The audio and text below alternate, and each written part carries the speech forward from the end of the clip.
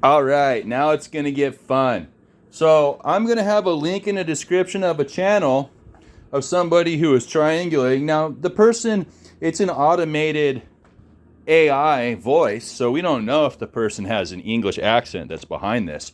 I would like to get an IP address ping to figure out precisely where this person is and if they are of United Kingdom descent or not. But it's obviously a higher level narcissist that's triangulating and is very much well aware of the circumstances going on. First of all, there's a phrase that was no means no. There's also someone I saw that was on social media recently with the shirt on that said no means no. And I mean, that much is obvious. Recently, there's something that happened in France that had to do with rape laws. So I would assume that that's probably something that has to do with that. Obviously, no means no is what that means. And, you know, there's issues with, I think they made prostitution illegal recently. They're like within the last year and a half. And also they had issues with immigrants that were mistreating women there. So the combination of all of that with the new legislation that has to do with rape laws would be kind of the amalgamation and culmination of the events up to taking place. So like I said, I just recently saw someone on YouTube with a no means no shirt or hat or whatever. And then whatever happened under the circumstances over the course of the year and a half in France with illegalizing prostitution and the ridiculous treatment of women over there, along the lines of more strict laws when it comes to consent. That's what it was. It was more strict laws under the consideration of consent. And so this guy would be what you would call one of those narcissists that's a larger player in the matter. He also said something about meeting you in person doesn't match the cartoon character. A lot of the cartoon characters you'll see that are in cartoons like American Dad, Family Guy, and stuff like that, they will be characters that are personified in real life in cartoon characters. Like we saw Elon Musk do the Zig Heil from The Simpsons. There's one right there. And so if you're the scapegoat of a narcissistic family in Hollywood, and obviously everyone pretty much knows that the CIA has a major influence inside of the music industry as well as Hollywood for mind control and mind fucks, and they actually torture people. The CIA is basically the witchcraft department of the United States intelligence community, and so that's the nice way to put it.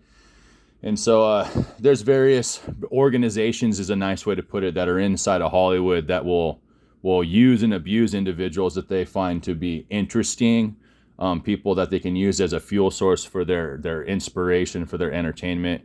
So like Chris Griffin, there's a good example. He was the firstborn son of a father named Peter, and so that would be the Irish influence. Of course, Seth MacFarlane, and his one of his relatives has been vomiting out videos towards me on my YouTube feed, trying to basically apologize for the poor behavior over the course of the last decades, and using someone with the same name as Chris as influence.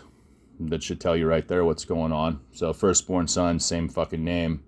Right about the time where there was a video that came out, one of their episodes, where he had a ankle, what was it? They were like wrist braces that people would use when they have bad legs. Not crutches, but wrist braces. That was about the same time I was in a town, living in the home of, I was roommates with the guy that helped me move in. He had the place before, and Irish guy, and I moved in, and this is where shit gets crazy. He's an Irish guy, okay? Giant owl tattoo all over his chest. Kind of a nightmarish situation that occurred along the way. But the landlord, I met the husband, really nice guy, also Irish. His wife was the prosecuting attorney for the county above us, and I never met her. So nice people that own the place, but the actual guy that moved me in, he found me online from an ad because I needed to move from point A to point B. And that was about the time where I actually broke my ankle when I was there. I broke my ankle. That was the second time around I broke my ankle. The first time was in jail, and I got no medical attention for that. And that's when I could hardly walk for a long period of time. They didn't, no medical attention whatsoever. The second time around it broke and I just wrapped it. I went to Goodwill and I got one of those ankle boots, the ankle braces, those, let's call it a boot for your foot. And so I just wrapped it that time real tight and I went around in crutches. But right about the same time was the time that they showed Chris Griffin rolling down the stairs and he had to wear wrist braces, you know, for bad legs after that. And so part of the whole getting mocked by the Irish community. And so when, like I said, when you're the scapegoat of a narcissistic family, they'll use you for a fuel supply in places like Hollywood if they consider you to be extra fucking entertaining. And when you're being abused, when you're poisoned with fluoride at a young age and you don't know what the fuck's going on and you never were supposed to have woken up, you never would have realized that. You would have just been pounded into the ground and put into the ground. So same with this video right here. They said, you know, the way that they met you in person doesn't match the cartoon character. It's like, you know, Elon Musk got to be a Simpsons character doing zig heiling, which was fucking ridiculous. They were he's actually following the script. They were following my life of what I was doing, because I broke my fucking legs and I had to walk around, or broke my left ankle and I had to walk around with crutches for the longest period of time. My mom can verify that because she came up and saw me. She was the one that drove me over, because my foot was so jacked up at the time I could hardly drive. She is the one that helped drive me over to Goodwill and helped pick up the crutches and the boot at the time when she came up here to visit.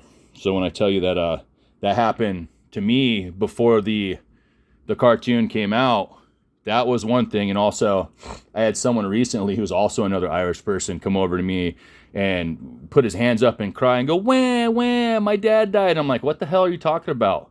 Because it's like he just said it out of the blue. And I saw a recent video of Chris Griffin whining and crying exactly the same way with the same hand signals. And I've seen other hand signals with people wearing my chartreuse green, actually in public during large events, doing the same thing. So it's part of what you would call a humiliation ritual, a harassment campaign of stuff that's personally and purposely injected into your computer feed to harass you and drive you crazy. Anyways, that's one of the things that they do to a scapegoat in Hollywood, is that they will outright attack you psychologically, infiltrate your social media, and torment you with past behaviors of things that you've experienced and things that they've humiliated you with. So when I tell you that my name's Chris, and one of the characters that I was mocked with by the Irish community in Hollywood, I have to say, I'm not happy about that. There's also, there's Chris Hemsworth, Thor. I was a mechanic, slamming a hammer against the bench. Thanks, bro. You're pretty cool. I like you. There's also Chris Pratt, Guardians of the Galaxy. Another pretty cool Chris. I appreciate that. And then there's also Chris Evans, and that's, Captain America. Kind of self-explanatory. When you're that kind of individual, you can kind of see how they're personifying their source of inspiration. They might not even know this. Those guys might not even know it. I'm sure that Seth MacFarlane is pretty obviously aware of what was going on there. And so yeah, I was supposed to be I wasn't supposed to be alive, and I wasn't supposed to be able to speak freely about this at this point. I just managed to survive the last. This was my third torment. It happened when I was in 2020. It happened when I was in my early 30s, and they tried to torment me into the ground a third time around for the last 3 years. And look at this video link, and have a nice fucking day.